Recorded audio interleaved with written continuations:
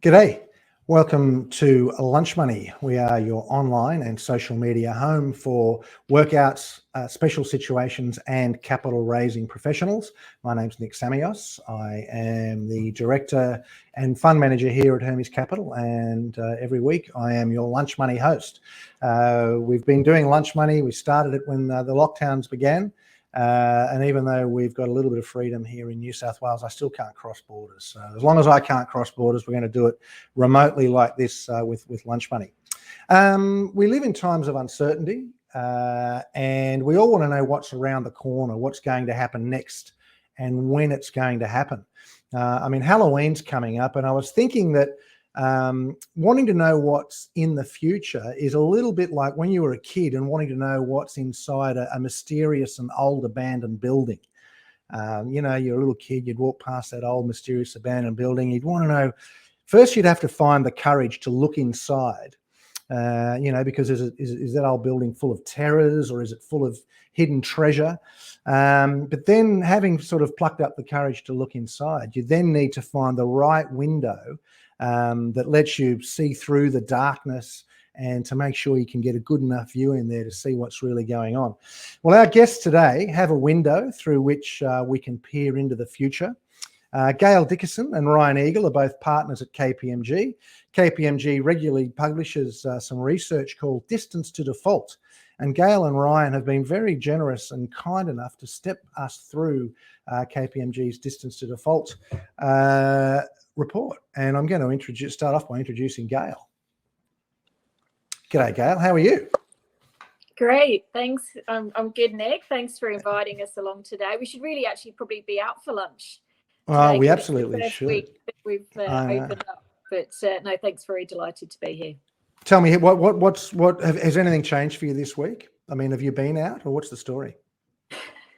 I have started to get out. I've got plans for the weekend. It's actually my son's birthday, so I'm actually excited. I can actually throw a small party for him. So, but no, I think people are kind of gearing up and thinking about getting out and about. And particularly in New South Wales, expectation is with the new premier, masks will be off it, sooner than later in the office, which I think will start to get people back into the CBD.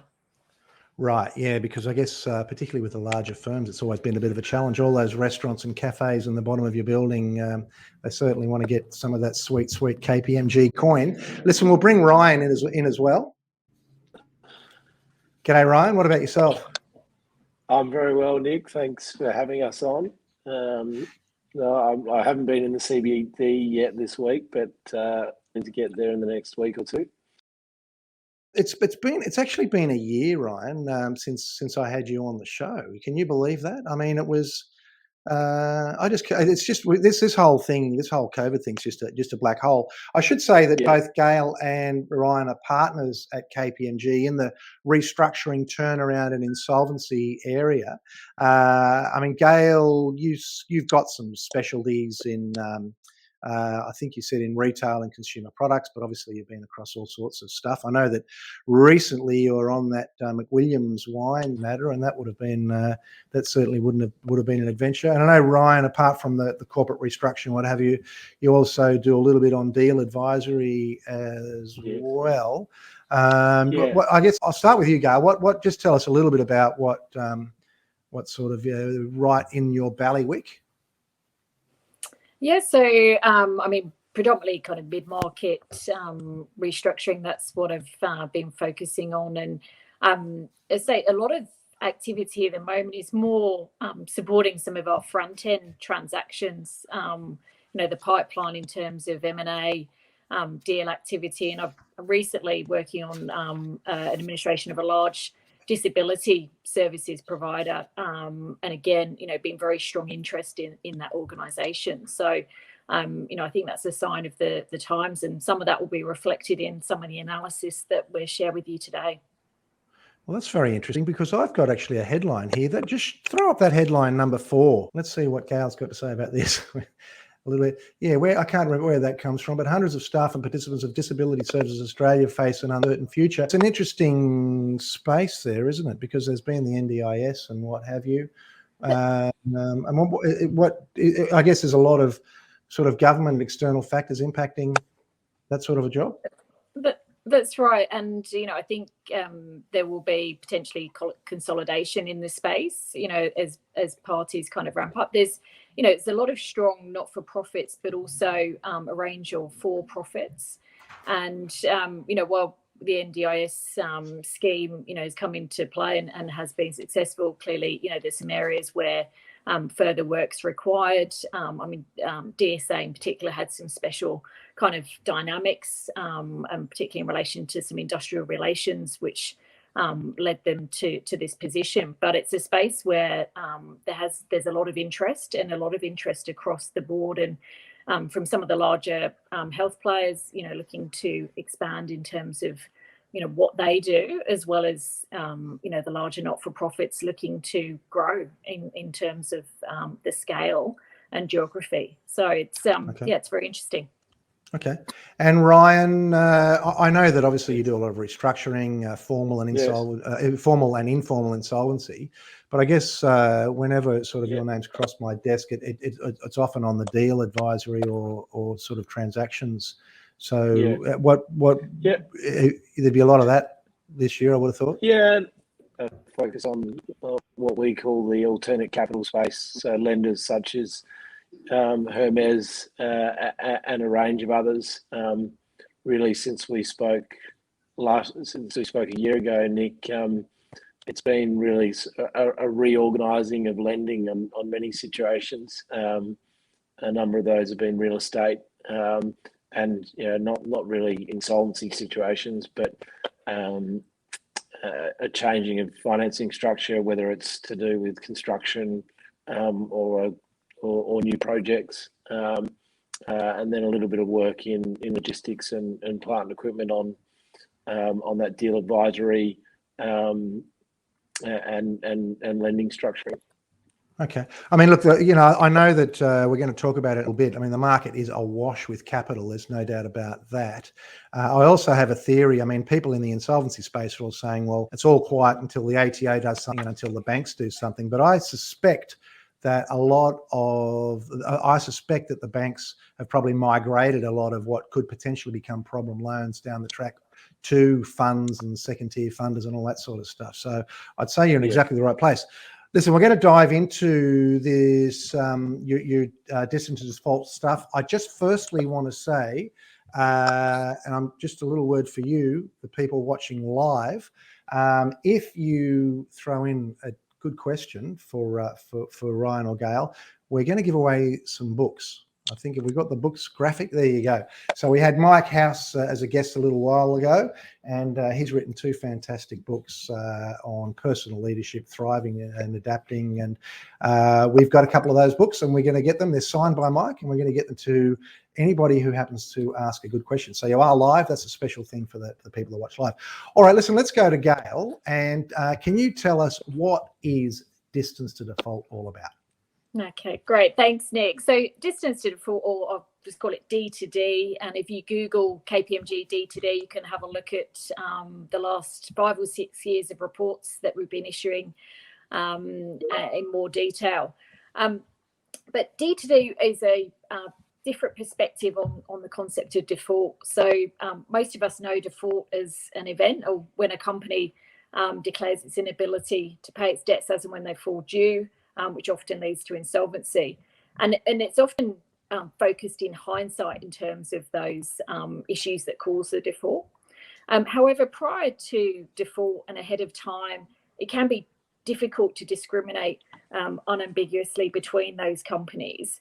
And D2D is really an approach to trying to determine who is more likely to default than others. And it's something that we came up with a number of years ago at KPMG. And, you opened up and referenced Halloween. I haven't got my crystal ball, but D2D is a good approach to trying to discriminate those companies and look at, put simply, it scores all of the ASX listed companies between 0 and 5, being 0 being closer to default and 5 indicating strong financial strength. And okay. Yeah, that's interesting. I remember when I started my finance career back in the 80s, believe it or not, Gayle. You probably weren't born then, but we had a thing called the Lincoln indicators, which were a little bit like the Z score, the Altman Z score, but they were Lincoln indicators. And I remember now, if you remember, the end of the 80s went into the big recession that we had to have. But at the time, as a financial sales rep, we used to run all the financials through the Lincoln indicators, and we used to say these Lincoln indicators are rubbish. They say that everybody's going to default. Well, sure enough, in about 1990, everybody did. Okay, all right. Okay, so we ready to dive into a bit of your analysis? Yeah, that'd be good. And D2D is based, and it's kind of a modified analysis from the RBA and off the Moody's KMV formula that we've kind of tweaked and modified for this purpose. But I'll share, and I'm conscious some of your listeners will just be on the podcast, so I'll and I know we've got a couple of charts to show as well on the screen for those that are looking on video, but I'll kind of talk to some of the headlines. So we track D2D on a rolling basis, so we're constantly tracking their ASX and looking at those scores. We produce a biannual report where we look at what are the trends, and the best actually lens here to indicate default is we're looking at the movement, and particularly movements within industries, subsectors, or on a company by company basis. Clearly, we don't publish the company names. Right. KPMG has that data. There's probably some clients on there, so we certainly wouldn't want to publish that. But it's around kind of the movements and looking at, well, are they heading towards default, or are we seeing kind of a bounce back in strength? And I think reflective of kind of the discussion that we've had at the beginning of this session, we can see that the D2D score, and this is the average across the whole of the ASX, has kind of bounced back up to actually a stronger position than it was pre-pandemic. We've seen quite a quick recovery, and we're back at kind of the 2017, 2018 levels in terms of the average D2D score, which is just under 2. So does that mean that we're less chances of defaults as opposed to more? Yeah, I think that's right. I mean, through the pandemic, the overall score, rapidly deteriorated, but we've seen that bounce back very quickly over the last 6 to 12 months, given the strength in terms of the share market and that bounce back. And I think that indicates at the moment that there's confidence and overall. And we also track zombie companies. Talking of Halloween, that's probably appropriate. But we track zombie companies, and the number of zombies in that analysis have also declined quite substantially. From there's nearly we analyse over 2,000 companies. There are about 400 that we defined as zombies, which are those companies that have a score of 1 or under for 3 consecutive periods, so 3 consecutive 6-month periods. That's now about 300 companies and about 10 billion of market cap, which is still significant. It still might be capital that might be better redeployed elsewhere. So 10 billion market cap that are zombies. Yeah, a lot of those are kind of, I guess, junior explorers and other kind of businesses. But there are other, and we test back to make sure this analysis stacks up, and all the major insolvencies that have occurred in terms of listed companies. We have tested back, and typically that tipping point is around a score of 1.2 or below. And the speed at which there's a decline in the score, again, is a very strong indicator in terms of risk of insolvency. All right.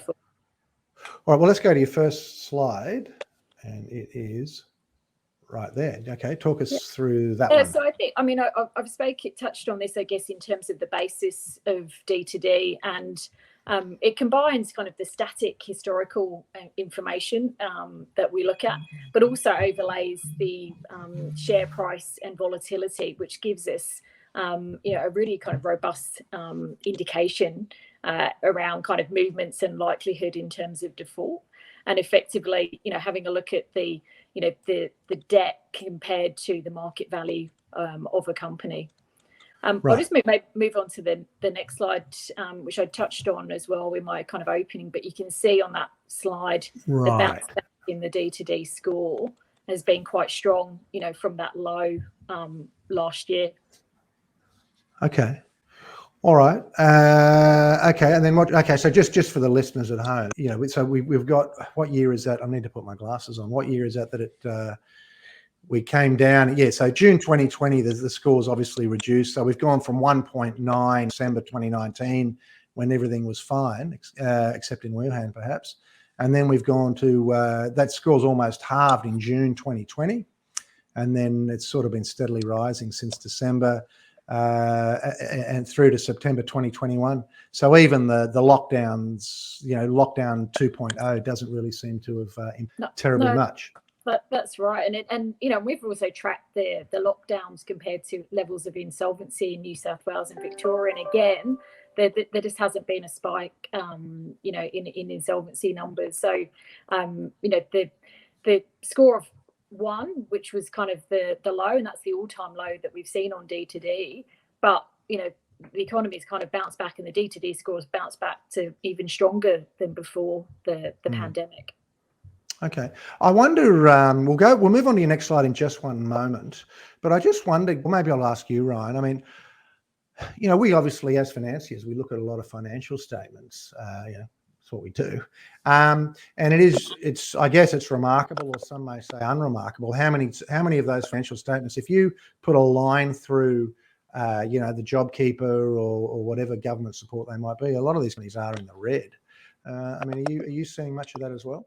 How much of these good stats are maybe propped up by that? Yeah, and we'll come to a bit later, but the analysis is on the ASX, so we also can correlate or make some assumptions about what non-listed companies in the same industries may be experiencing, which is going to be more difficulties than some of the larger groups. But what we are seeing is that when things turn the corner, the economy starts to open up, you will start to see, as you say, the ATO looking to change the way they deal with the large level of outstandings. You'll see the banks, the major 4 banks, starting to be a little bit more normal in their recovery processes at some stage. It's anyone's guess when. So we do see a number of businesses that are, I wouldn't say in a zombie status, but they're in a highly levered status, therefore finding it difficult to make decisions around growth and their future. Yeah, okay. All right, well, we'll come to your next slide. And when you say highly levered status, obviously with a lot of cheap money and a lot of easy money around, I wonder how that plays into those ratios as well. If we look at the financials and at real estate there, just to sort of step through them, we've got banks 3.03. I guess that's no big surprise. Semiconductors and equipment 1.11, retailing 1.8, and real estate 3.06, media and entertainment 1.42. So Ryan, why do you think financials and real estate are performing better than the other sectors?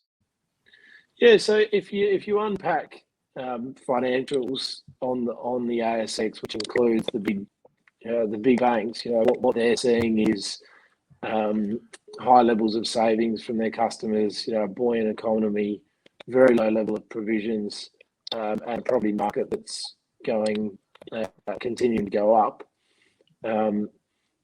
We all expect that there will be a time when those provisions will start to increase, and the property market will slow down. You're already seeing the government trying to make it tighter through APRA around lending standards. What you see in the financial sector is that there are a number of non-listed and alternate lenders that are growing rapidly, that may not haven't experienced a significant downturn, that will need to work through problem loans. Many of them are prepared for that and will do that well, but others will find it more difficult. It'll be interesting to watch those. You're also seeing others coming to the ASX, so looking to list. The IPO market's well and truly open, but as you move down the risk curve, it'll be interesting to see whether all of them are as successful as they hope to be. Yeah, well, I mean, IPOs are sort of up in the same sort of ballpark as M&As. They're just going crazy with all the money. And as I said before, talk about the banks. You know, I do believe I know lawyers, for example, who specialize in loan documentation, and over the last 18 months, you know, they're just acquiring buckets of new clients that are lending into property. And they're flat out, you know, doing these property loans, development and commercial and residential and all sorts of stuff. How much of that stuff's migrating off the bank's balance sheet? So just having a look at this. We've also got materials and energy sectors. Why do you think that materials and energy sectors are showing lowest, Ryan? Yeah, so the materials sector, that includes resources and mining companies. Traditionally on the ASX, a number of those will be junior explorers, which will be they'll be in a position where they're low on funds. They may be looking to raise capital at a point in time, depending on a stage of their exploration. So it is difficult to drill down into what's the underlying position on many of those. But you are starting to see high commodity prices in coal, etc., which is helping to improve the position of some of those material companies. In respect to energy, there continues to be a transition in the energy, the way the country utilises energy. You know, we've got global summits coming up in the coming weeks. So there's plenty of opportunity for the companies on the ASX in those areas, and there will be winners and losers as things progress. Yeah, I mean, look, we could have a whole podcast talking about energy. Maybe this time last year the coal price was about $60, and everybody was talking about shorting the hell out of coal. What is it now? 250, 200 and something. Yeah. You know, you might say that's temporary. I don't know. Those power stations are still there. I've just had a bit of a spat on Twitter, and don't look me up on Twitter because you'll be disappointed. But I'm a pro nukes guy. But anyway, look, that's a different story. Twitter war, Nick. That sounds really interesting. We're gonna have a Twitter war. That sounds very interesting. Well, yeah, again, it's probably best to don't go there. Listen, there was a newspaper headline with Brett Blundy, and if we can just flash that up for a tick. Brett Blundy says Australia retail will be okay. Now, Brett Blundy, back in the 80s or in the 90s, I used to do equipment finance for Brett Blundy. He had bras and things back in those days, and I used to finance the fit outs. He would have never heard of me, of course, because I was just a kid behind a desk. But he was going gangbusters back then, and of course now he's one of the titans of retail. He reckons everything's going to be okay. So, Gayle, can you talk to me about some of the data you're seeing on the consumer sector? Yeah, I think retail is really interesting because if you look at some of those retailers that were struggling pre-pandemic, the pandemic has given them a shot in the arm in terms of the government stimulus, in terms of landlord support, in terms of consumers being cashed up. And, you know, a number of them have actually been able, I think, to quite successfully pivot to e-commerce. And we've seen the numbers grow incredibly in terms of e-commerce numbers, up 30, 40%. And, you know, it's been quite sticky in terms of keeping people online. Interesting, this lockdown didn't see quite the same increase in terms of online, but it's here to stay. And I think where Brett's going as well is that Australia, compared to the US and the UK, still got some way to go in terms of, I guess, the e-commerce cap, in terms of how much people want to, you know, shop online versus shop in store. I still think there's going to be some recalibration around store footprints, and Australia has one of the largest, per population in terms of retail store square meterage. And I think there still will be an adjustment. I know there's been some negotiations with landlords, but the jury's out as to whether that's been firm enough in terms of recalibrating, their retail stores and what they need to attract people to either buy in store or buy online. But I think, there's going to be a pretty good Christmas generally for retailers. I think people are buying early. We saw people going crazy in Sydney at Kmart on Monday, open 24 hours, and people were were queuing up to get in there. So there will be a bit of a honeymoon period. I think as we go into the new year, that's where we see kind of probably that readjustment back. And I think it has brought forward some of the spending, but people have spent money differently during the pandemic, and I think a lot of that's been centered on the home. Obviously, people are working from home, and seeing their sofa, and they need a new sofa, a new office setup, etc. And have bought some bulky goods again. It probably brought forward some of that spending. I think the biggest challenge for retail is going to be around freight. With costs there have gone up astronomically over this period, and we've seen Australia Post come out as well this week in terms of real concerns around meeting deliveries. They've got their own challenges, and as we open up, there's going to be more COVID cases and how they manage that. So there's a lot of things to juggle, and I still think there will be a hangover in terms of inventory that retailers will need to deal with. So I think in summary, I think there's an initial kind of boost, but some of that will, the hangover may come through early next year. Yeah, people are talking about revenge spending, of course, and I haven't been revenge spending myself, although maybe this week I'll see what I can do. I know that I buy lots of gimmicks off eBay. I don't know if that counts. I bought this wonderful thing that it's a green screen that you attach to the back of your chair, but that's the sort of stuff I end up in the mail. My wife wants to stab me. But we were going to get a clip of the chairman of AFTA making a comment. What does the phone ring most for? At the moment, it's 99% about finance, basically. How do we restructure our business? Can we get help for insolvency? Is that right? Really? Yeah, there's a majority of it now. I mean, and it's people preparing themselves because of the uncertainty which Julia touched on. That was the chairman of AFTA. I don't know if you caught that episode, talking about he obviously gets a lot of phone calls from his AFTA members, mainly concerned about solvency. Do you think there'll be a lot of revenge spending, Gayle, on travel?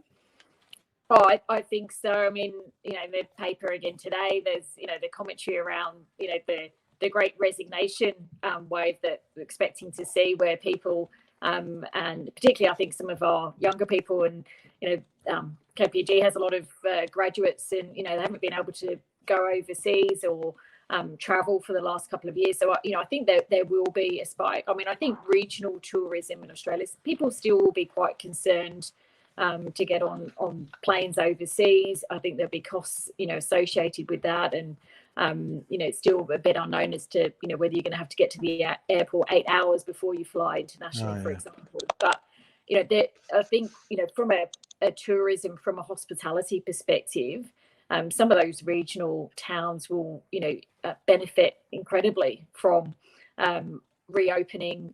We expect to see that boost. Their biggest challenge will actually be staffing the sites. There's not the students, there's not the British backpackers coming over that usually fulfill these jobs. So there's challenges by that as well. I know, for example, I think over Byron Bay at the moment, you cannot get, for love of money, accommodation there until sometime in February. It's fully booked out. So well, you don't want to go to Byron Bay, Gayle. Now, it's interesting you said that. Let's go to slide number 3. Now, calls to get immigration going again louder. Now, we heard Dominic Perrottet this week saying that we need another 2 million people. I don't know if that was New South Wales or the whole country. And then we had the chief of John Holland also talking about a talent war. A lot of people. It's not just the infrastructure, or I guess KPMG. A lot of even cafes and restaurants are saying they can't get hold of people. You do have to wonder what constraints Labor are going to have on growth. And then the other thing is in and gear. They can't get people. This is for mining services. They can't get people, and they can't get gear either. I mean, you can't get a piece of yellow kit used for love nor money. So I guess maybe that makes organic growth a little bit difficult, and maybe that's one of the things that are feeding into the M&A boom. So Ryan, there is an M&A boom, and we've talked about it here on Lunch Money before, and we've talked about a bit of a boom in IPOs as well. There's a strong supply of capital. God knows there's a lot of capital out there. This must be impacting the distance to default scores. And how long do you think this is going to last? And what's the state of play there generally? Yeah, and I'll just comment on the access to employees as well, given you touched on that point. I think your listeners are all aware that in any turnaround situation, having the right employees and the right management to drive that are critical. So, we can see that just becoming a bigger and bigger issue for businesses, even in businesses that are growing. You may have an extremely strong financial position, but if you don't have the people to fulfill your growth, and we're seeing that already in some pockets of hospitality, that could create stress even in healthy balance sheet positions. In terms of the weight of capital, look, I don't think anyone sees it slowing down in a hurry. What we see from our analysis is, and a key point on that is the sector that has the third lowest scores is info technology. We're seeing a lot of innovation and investment of capital into new technology companies and high growth companies. What we see is that some of those, not all of those, will succeed. Or alternatively, if they succeed, they may not be first to market in their space, and they may not hit their targets. So we do see capital being selective in relation to things like technology. Obviously, the technology companies and other capital providers are looking for environmentally friendly and impact type investing. So we're seeing a few different trends through the analysis that we're undertaking. Yeah, interesting. I mean, these days you put the word tech on the end of stuff and it makes it pretty sexy. I mean, obviously we've had fintech. We've now got probably for a while, we've got a thing called edtech. And I suppose, as you say, there'll be winners and losers there. And you've got the crypto DeFi and God. Yeah, don't talk to me. I mean, crypto is another thing I tend to get into arguments about. Okay, and the thing is too, with all of this stimulus, interest rates are going to stay very low. So there's just going to be more and more money pouring into M&A and IPOs and all those sorts of things until something changes there. I'm not sure what it's going to be. So I guess I'll go back to you, Gayle. Why aren't we seeing greater levels of distress? I mean, everyone in the turnaround management community. I didn't say before that you are obviously on the board of the Turnaround Management Association. I mean, everyone in the TMA and all the insolvency associations and corporate restructuring types, be they lawyers or accountants or financiers, they're wondering, why aren't we seeing greater levels of distress, and what is going to be the trigger that makes it happen? Do we have to wait until the next election? Is there some other black swan event? What do you think? Yeah, I think it's a question we all ask. And if when the pandemic started, and the headlines and comments saying are there going to be enough practitioners to handle the wave of distress, and it's pivoted the other way in terms of very much supporting front end transactions, and I think it's fair to say with Ryan and I and the team have seen deals that in a other environment may have gone through some kind of formal restructuring process, but there's been either offshore capital or there's been some way to avoid that, which is a positive. But it also just raises questions that I think there's some fairly frothy kind of multiples and deals out there. So I think the pipeline may be building, but I don't think that's anytime soon. I don't think it's going to be a wave of insolvency. I think there will be some pressure coming, as we start to open up, particularly, for hospitality and some of those cafes and restaurants, particularly in CBD or other locations that will really struggle to open up. And there's only so long that they can go. And, as we start to see some of that, the federal and the state support roll off, that will drive some of it. The ATO, I guess we're waiting to see when they will start to collect their, I'm sure the number is now, I think last count, it was about $80 billion in terms of money that they will need to collect. Again, that will be a driver. But I think 80 billion. Something like that. Yeah, I mean, last year it was 30-something billion. I'm waiting for them to publish their annual report. So maybe you've got some inside information.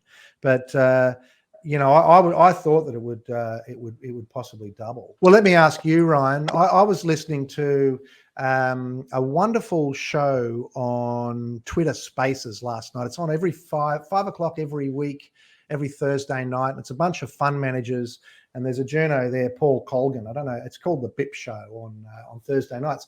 Anyway, they had a guy who was from a fund, and he's a short guy. He's into the shorts, and he was talking about shorting somewhere in the world. It wasn't in Australia, but somewhere in the world, shorting a listed distressed debt dealer. And he basically said that in his view, governments just weren't going to let companies fail anymore.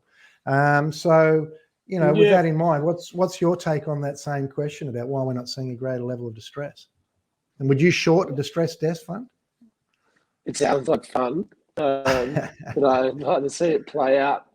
I think what the only thing that really will drive change is if public sentiment changes. So the politicians are obviously driven by the polls, and if the public say, well, start to go at some stage during the course of next year, this ATO debt is astronomical, the spending is too high.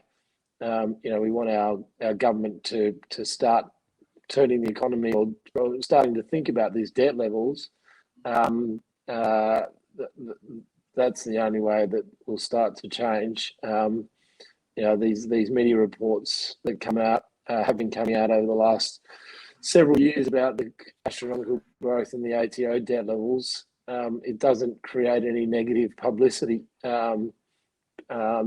But you have to think it's a hidden stimulus, isn't it? I mean, they've spent, $40 billion on whatever, but if the ATO collectible debt has gone from 30 billion to 80 billion, well, that's another 50 billion in stimulus, really, if you ask me. Yeah. All right. Well, look, I'm going to ask you both just for your final thoughts. I will say, anybody live who wants to pop a question, we've got plenty of viewers. Don't be shy. You just go into the chat there and ask away. Often what happens is we get the questions after we sign off. So try and get I'll go to you first, Gayle. Any sort of closing thoughts? Look, I think excited around kind of opening up. I think, that's going to create some goodwill, good energy in terms of, certainly New South Wales. Hopefully the other states will follow. Certainly looking forward to some international travel at some point as well. I think, where we will see activity, and for the kind of restructuring turnaround professionals on the call, it will be more from supporting kind of front end transactions versus, a wave of insolvency. I don't see that changing, certainly in the next kind of 6 to 12 months. And we will, this, I should say, today was an exclusive in terms of the D2D results. They haven't been published yet, and we will share that report shortly. That is awesome. We're very, very grateful for that. That is for sure. It's very, very grateful. It's a real privilege. Ryan, what about yourself? Some closing thoughts? Yeah, some closing thoughts is we'll keep running the data. We do run data in other countries around the globe as well, which is always interesting to see the trends that you're seeing from Europe and the US. I don't think we'll see large levels of distress in particular sectors, but I think we'll see parts of different sectors coming under stress. We've touched on some of those, but it's going to continue to be interesting times. All right. Well, fantastic. All right. Well, thank you very much to Ryan Eagle and Gayle Dickerson. It sounds like with that last little reminder that this was an exclusive, it's going to be my buy for lunch when we can finally get around. We can. We'll have to line that up now. I can't. A talk will be cheap otherwise. Thank you very much to our live viewers, and thank you very much to those of you who listen to us on the podcast. Just a reminder. If you've enjoyed the show, please share, like, or subscribe. You can do that on YouTube, YouTube, LinkedIn, or Facebook, of course. And we look very much forward to speaking to you again. Thanks a lot. Cheers.